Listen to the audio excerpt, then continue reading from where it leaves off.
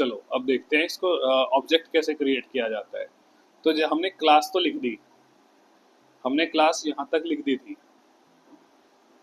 तो अब क्या होगा, अब हम जो मॉड्यूल हम टेस्ट लिखेंगे या मॉड्यूल लिखेंगे कोई भी, पहले क्या होता था हम सब सारा कुछ मॉड्यूल के अंदर ही लिखते थे। अब देखो यहाँ पे हमने क्लास अलग से ही लिख दी, तो अब अलग हो गया ना मॉड्यूल से सारा।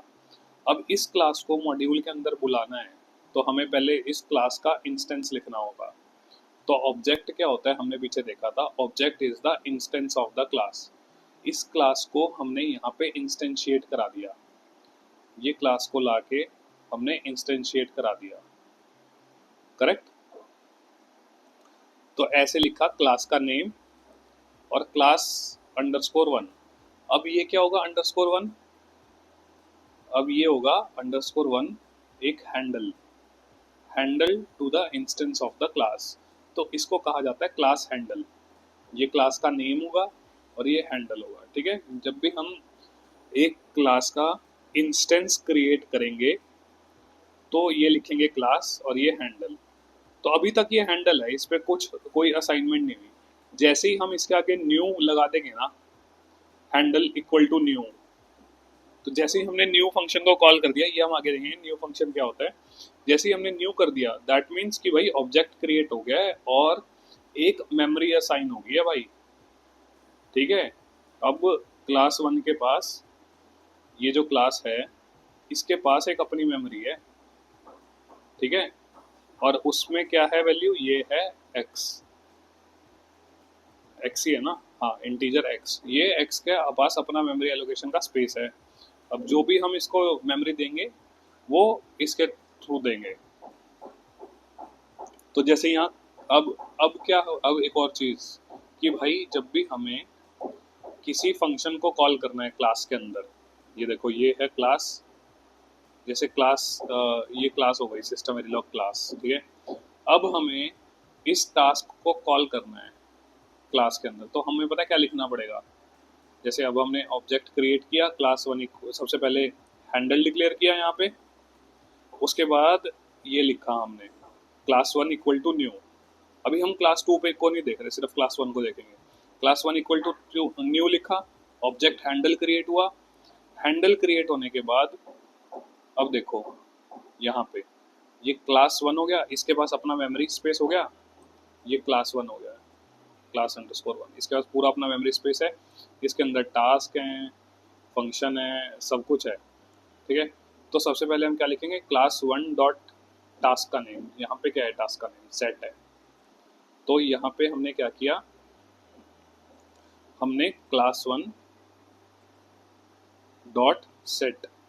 अब सेट क्या कर रहे हैं हम, वैल्यू यहाँ पे 10, क्योंकि यहाँ पे इंट आई था तो सेट के अंदर कोई वैल्यू देनी पड़ेगी इंटीजर वैल्यू, तो यहाँ पे हमने 10 दे दी। तो जैसे ही हमने 10 दी क्लास वन की, ये आई एक्स इक्वल टू 10 हो गया और यहाँ पे ये इंट आई की वैल्यू 10 चली गई, करेक्ट, एक्स की वैल्यू 10 हो गई। तो ये आपको समझ आया कि भाई कैसे हमने क्लास का असाइनमेंट किया, मतलब क्लास को क्रिएट किया, ऑब्जेक्ट क्रिएट किया और उसके बाद हमने टास्क को कॉल किया। सिमिलरली जब हमें प्रिंट कराना होगा तो क्लास वन डॉट गेट कर देंगे। अब देखो गेट खाली क्यों लिखा है यहाँ पे, क्योंकि यहाँ पे भी गेट खाली है। यहाँ पे सेट के अंदर वैल्यू क्यों लिखी है, क्योंकि यहाँ पे ये मांग रहा है सेट के अंदर वैल्यू इंट आई, ओके। तो और देखना, और दिखाता हूँ एक मस्त चीज। अब देखो इसका एक और तरीका है, एसवी क्लास अंडरस्कोर वन लिखा और class one equal to new लिखा। अब दो बार क्लास अंडरस्कोर वन लिखने की जरूरत नहीं है। तो जैसे ही क्लास टू लिखा हमने, हम सीधा direct SV class class underscore two equal to new भी कर सकते हैं। तो ये दूसरा तरीका है क्लास को लिखने का, करेक्ट। अब देखो अब हमें, अब क्या हुआ यहाँ पे, जब हमने दो बार न्यू कर दिया ना, एक बार यहाँ किया क्लास वन के लिए, एक क्लास टू के लिए, तो हुआ क्या, एक क्लास वन के लिए मेमोरी बनी, एक क्लास टू के लिए मेमोरी बनी। ये हो गया क्लास अंडरस्कोर वन, ये क्लास अंडरस्कोर टू। इसके अंदर भी एक्स होगा, इसके अंदर भी एक्स होगा, इसके भी टास्क फंक्शन होंगे, इसके भी टास्क फंक्शन होंगे। पर ये याद रखना जब तक ये सारा होएगा डायनामिकली, ठीक है। क्लास का तभी मेमोरी असाइन होगी जब न्यू किया जाएगा इसको। ये पॉइंट याद रखना, ये बहुत इंपॉर्टेंट पॉइंट है। तो अब क्या हुआ, अब इसने क्लास 2 को सेट किया, सेट 20 किया, तो अब 1 में नहीं जाएगा, ये क्लास 2 के अंदर जाएगा। ये फिर से x की वैल्यू ये यहाँ पे सेट करेगा, आई एक्स इक्वल टू 20, इंट आई की वैल्यू 20 गई, ये यहाँ पे गई, फिर ये वैल्यू यहाँ पे आई, फिर x इक्वल टू 20 प्रिंट हुआ, और फिर ये 20 यहाँ पे चला गया x की वैल्यू, तो यहाँ पे आ गई 20, यहाँ पे पहले थी 10। करेक्ट। अब गेट करेंगे, गेट रिटर्न x कर देगा। जैसे ही हमने यहाँ पे class 2 underscore class 2 dot get किया, इसने प्रिंट कर दी x equal to value of x, class 2 में value of x equal to 20, ये यहाँ पे 2 आएगा। ठीक है, तो वैल्यू ऑफ 2 इक्वल टू 20। एक बार दोबारा रिवाइज कर लेते हैं।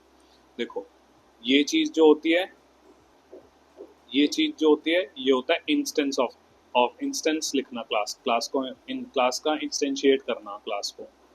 तो इसको इंस्टेंशिएट कैसे करते हैं, पहले क्लास नेम लिखते हैं, फिर हैंडल लिखते हैं, उसके बाद ऑब्जेक्ट क्रिएट तब होता है जब हम इक्वल टू न्यू कर देते हैं। तो SV class class equal to new. तो होप आपको ये कंसेप्ट समझ आएगा क्लासेस का। तो इसी के बेसिस पे हम आगे प्रोसीड करेंगे, इसको अच्छे से समझ लेना है, ठीक है।